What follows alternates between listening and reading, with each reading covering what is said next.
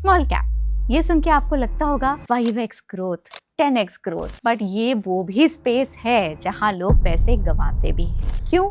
क्योंकि लोग स्टॉक खरीदते हैं बिना बिजनेस समझे। एक एक्साइटिंग स्टोरी सुन के एंट्री ले लेते हैं, एक बुरा क्वार्टर आया तो पैनिक में एग्जिट कर लेते हैं और ये साइकिल चलती रहती है। जो लोग यहाँ एक्चुअली वेल्थ बनाते हैं वो एक बैलेंस ढूंढ लेते हैं, ऐसी कंपनीज जो ग्रोथ का पोटेंशियल भी रखती हैं और फंडामेंटल्स में भी सॉलिड हो। यही बैलेंस ढूंढना मुश्किल है और आज हम एग्जैक्टली यही करने की कोशिश कर रहे हैं। 5 ऐसी स्मॉल कैप कंपनीज जो इन्हीं फिल्टर्स पे खरी उतरी हैं। Low debt, high promoter holding, strong historical growth और क्रेडिबल फ्यूचर गाइडेंस। तो चलिए शुरू करते हैं। पहली कंपनी है राघव प्रोडक्टिविटी एनहांसर्स। इसका स्टॉक अपने ऑल टाइम हाई से लगभग 10% डाउन है। कंपनी का डेट टू इक्विटी 0.02x है, जो almost debt free balance sheet indicate करता है। कंपनी के रिटर्न रेशियोज भी काफी स्ट्रॉन्ग है। ROE 25%, ROC 31%। As of March 26 promoter holding 62.9% है। बाकी FII और नोटेबल पब्लिक इन्वेस्टर्स की होल्डिंग्स का ट्रेंड आप इस टेबल में देख सकते हैं। इसके बिजनेस मॉडल को सिंपल भाषा में समझते हैं। इमेजिन कीजिए एक थर्मोस फ्लास्क, उसके अंदर एक ग्लास या स्टील की लाइनिंग होती है जो अंदर की हीट को बाहर आने से रोकती है ताकि बाहर की बॉडी ना जले। बिल्कुल इसी तरह बड़े स्टील प्लांट्स में जहां लोहा पिघलाया जाता है, वहां एक्सट्रीम हीट से फर्नेस को बचाने के लिए एक प्रोटेक्टिव लाइनिंग लगाई जाती है। ये लाइनिंग सिलिका रैमिंग मास से बनती है और राघव प्रोडक्टिविटी एनहांसर्स इसी सिलिका रैमिंग मास को बनाती है। इनका प्रोडक्ट इतना एफिशिएंट है कि स्टील प्लांट्स जो डबल बेनिफिट्स देता है, इलेक्ट्रिसिटी कॉस्ट सेविंग्स और इंक्रीज प्रोडक्टिविटी। कंपनी दुनिया की सबसे बड़ी सिलिका रैमिंग मास मैन्युफैक्चरर है और कंपनी अपना करंट मार्केट शेयर 14% से बढ़ाकर 30% तक ले जाने का टारगेट कर रही है। एक्सपोर्ट्स का लगभग 46% रेवेन्यू कंट्रीब्यूशन है। पिछले 3 सालों में कंपनी का सेल्स CAGR 23% और प्रॉफिट CAGR 30% रहा है। मैनेजमेंट आउटलुक को लेकर कॉन्फिडेंट है। कंपनी ने नई PLC लाइन ऐड करके कैपेसिटी 2.8 लाख MTPA से 4.14 लाख MTPA कर ली है, वो भी मिनिमल कैपेक्स के साथ। अब कंपनी स्पेसिफिक रिस्क समझते हैं। कंपनी के लिए एक रॉ मटेरियल सोर्सिंग रिस्क है। रैमिंग मास के लिए हाई प्योरिटी क्वार्ट्ज जरूरी होता है। क्वार्ट्ज क्वालिटी में इशू हुआ तो फाइनल प्रोडक्ट, कस्टमर सेटिस्फैक्शन और ब्रांड रेपुटेशन पे इंपैक्ट आ सकता है। ओवरऑल राघव प्रोडक्टिविटी एनहांसर्स एक niche, high promoter holding, almost debt free industrial consumable story है। लेकिन यहाँ कंक्लूजन सिंपल है। बिजनेस क्वालिटी इंटरेस्टिंग है पर high cash conversion of almost 255 days एक की मॉनिटरेबल रहेगा। साथ ही कंपनी का P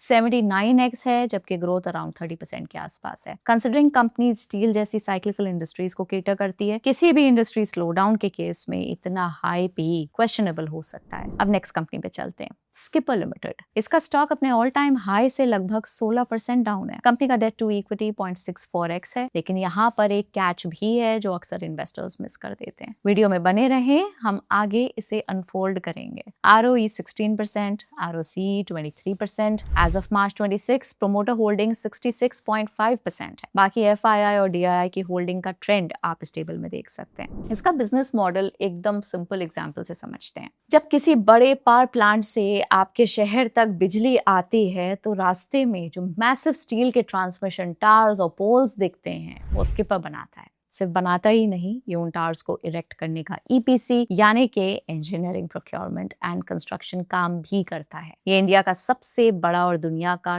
top 5 transmission and distribution structure manufacturers में से एक है। फाइनेंशियल ईयर 26 के एंड तक इनका ऑर्डर बुक अपने ऑल टाइम हाई लगभग 8,500 करोड़ पर पहुंच गया है, जो फाइनेंशियल ईयर 26 रेवेन्यूज का 1.5 टाइम्स है। पिछले 3 सालों में कंपनी का सेल्स CAGR 41% रहा जबकि प्रॉफिट CAGR 84% रहा। मैनेजमेंट का आगे का आउटलुक समझते हैं। फाइनेंशियल ईयर 27 के लिए मैनेजमेंट ने कंजर्वेटिवली 15% टॉप लाइन ग्रोथ और लगभग 30% की बॉटम लाइन ग्रोथ का गाइडेंस दिया है। फाइनेंशियल ईयर 28 से वो वापस 20 से 25% रेवेन्यू ग्रोथ रन रेट पर आने का टारगेट रख रहे हैं। कंपनी की 75,000 टन एक्सपेंशन अंडरवे है। कैपेसिटी जून 26 तक 4.5 लाख टन पर एनम पहुंचने की एक्सपेक्टेशन है। आगे फाइनेंशियल ईयर 27-28 में 75 70,000 ton per annum each add करने का प्लान है, जिससे capacity 6 lakh tonne per annum तक पहुंच सकती है। लेकिन कंपनी के लिए कुछ रिस्क एंड चैलेंजेस भी हैं। Q4 में वेस्ट एशिया के इश्यूज और ग्लोबल शिपिंग डिलेज के कारण इनके एक्सपोर्ट्स में अराउंड 70% का बड़ा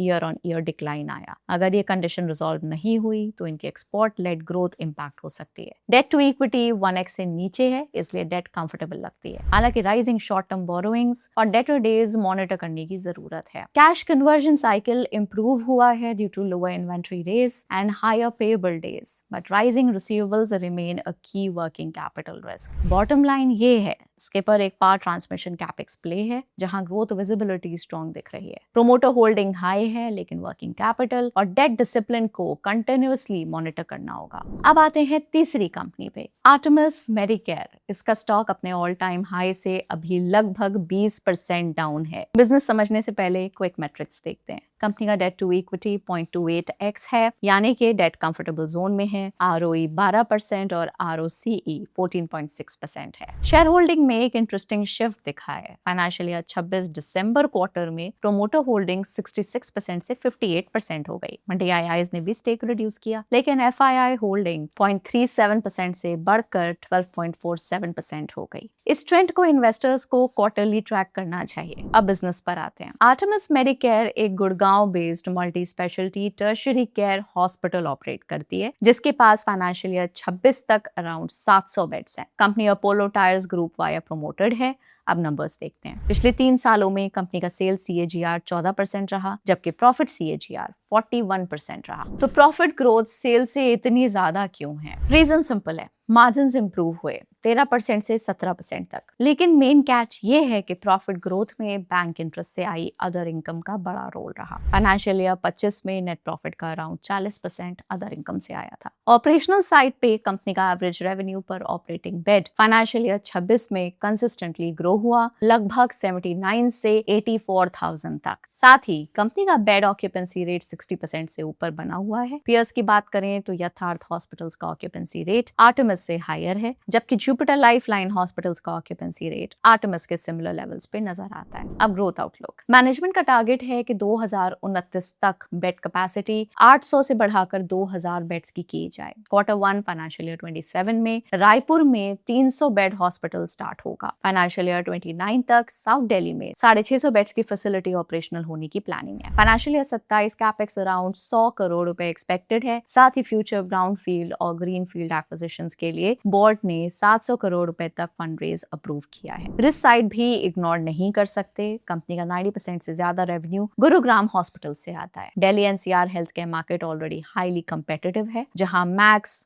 फोर्टिस और मेदांता जैसे स्ट्रॉन्ग प्लेयर्स प्रेजेंट हैं। रायपुर हॉस्पिटल ग्रोथ ट्रिगर बन सकती है, लेकिन इनिशियल 15 से 18 महीने में यहाँ 18 से 20 करोड़ का लॉस उम्मीद किया जा सकता है। सो आर्टेमिस मेडिकेयर एक expansion led health care story है, लेकिन इन्वेस्टर्स के लिए की मॉनिटरेबल्स न्यू हॉस्पिटल्स का ramp up, margin sustainability, other income dependency और NCR कॉन्सेंट्रेशन रिस्क रहेंगे। और बात करते हैं फोर्थ कंपनी की, ट्रांसरेल लाइटिंग। इसका स्टॉक अपने ऑल टाइम हाई से लगभग 44% डाउन है। कंपनी का डेट टू इक्विटी 0.3x है, जो कंफर्टेबल लेवल्स पे नजर आता है। साथ ही रिटर्न रेशियोज भी स्ट्रॉन्ग है, ROE 20% और ROCE 29%। As of March 26 promoter holding 71% है। बाकी FII और DII की होल्डिंग्स ट्रेंड आप इस टेबल में देख सकते हैं। ये बड़े स्टील के ट्रांसमिशन टावर्स, ट्रांसमिशन केबल्स और पावर सबस्टेशंस लगाते हैं। ट्रांसरेल उन्हें सिर्फ बनाता ही नहीं, बल्कि उन्हें डिजाइन और इरेक्ट करने का पूरा इंजीनियरिंग, प्रोक्योरमेंट और कंस्ट्रक्शन का काम करता है। इनका लगभग 50% रेवेन्यू एक्सपोर्ट से आता है, मेजरली अफ्रीका, मिडिल ईस्ट और सार्क नेशंस से। पिछले 3 सालों में कंपनी का सेल CAGR 30% और प्रॉफिट CAGR 56% रहा है।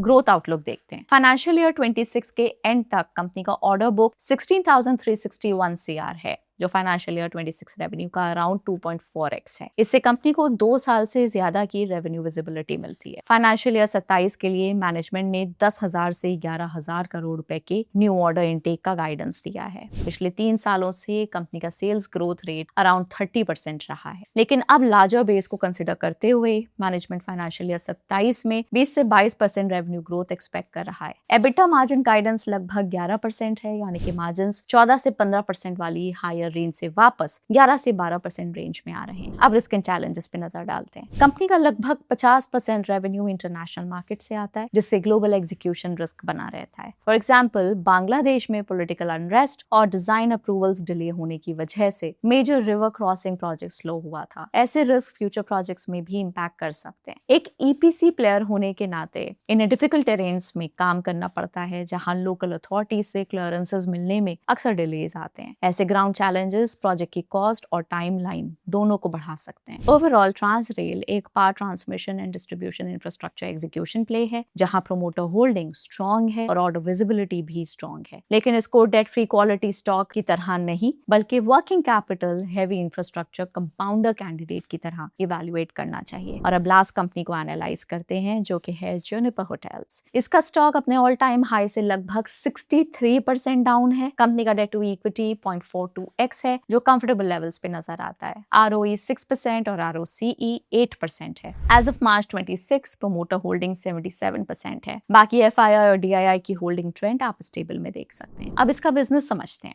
सोचिए, आप एक आलीशान 5 स्टार होटल बनाते हैं, पर उसको अकेले चलाने के बजाय आप एक बड़े होटल ब्रांड हयात को अपना पार्टनर बना लेते हैं। जूनिपर इंडिया की अकेली ऐसी होटल डेवलपमेंट कंपनी है जिसमें हयात होटल्स कॉर्पोरेशन एक इक्वल प्रोमोटर पार्टनर है। ये सिर्फ छोटे होटल्स नहीं, बल्कि बिग बॉक्स होटल्स बनाते हैं, जहां रूम्स, सर्विस डिपार्टमेंट्स, रेस्टोरेंट्स और बड़े इवेंट्स, वेडिंग्स के लिए एक ही जगह सब कुछ होता है, जिससे मल्टी रेवेन्यू स्ट्रीम्स आती हैं। इनके पास अभी 8 प्रॉपर्टीज में 2133 कीज हैं, जिसमें से 245 ब्रांडेड सर्विस डिपार्टमेंट्स हैं, जो स्टेबल एन्युटी स्टाइल इनकम देते हैं। ऑक्यूपेंसी रेट्स भी हेल्दी हैं एट 81%। पिछले 3 सालों में कंपनी का सेल्स CAGR 16% और प्रॉफिट CAGR 99% रहा है। प्रॉफिट CAGR और सेल्स CAGR में इतने हाई डिफरेंस का कारण है कंपनी की इंटरेस्ट कॉस्ट का कम होना। अब growth outlook and management guidance को देखते हैं। इनका विजन फाइनेंशियल ईयर 29 तक अपनी टोटल कीज को 2130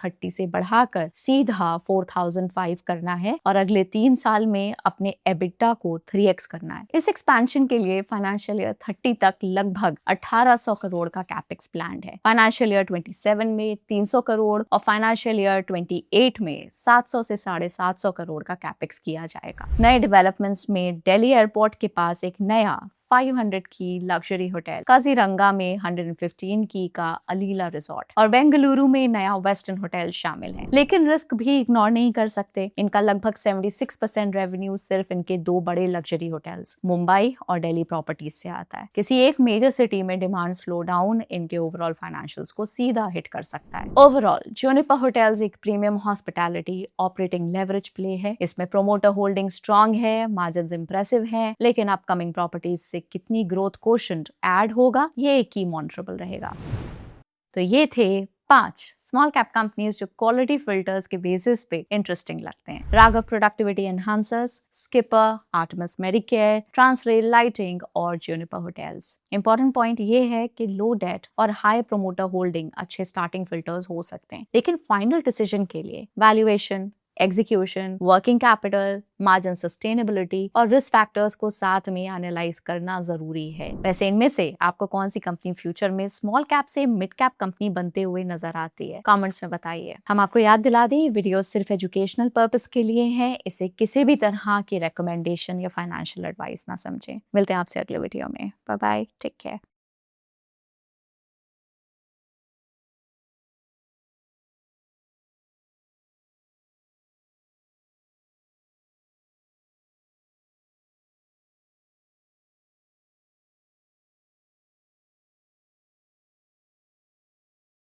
Investment in securities market are subject to market risks. Read all the related documents carefully before investing. Please read the risk disclosure documents carefully before investing in equity shares, derivatives, mutual fund, and or other instruments traded on the stock exchanges.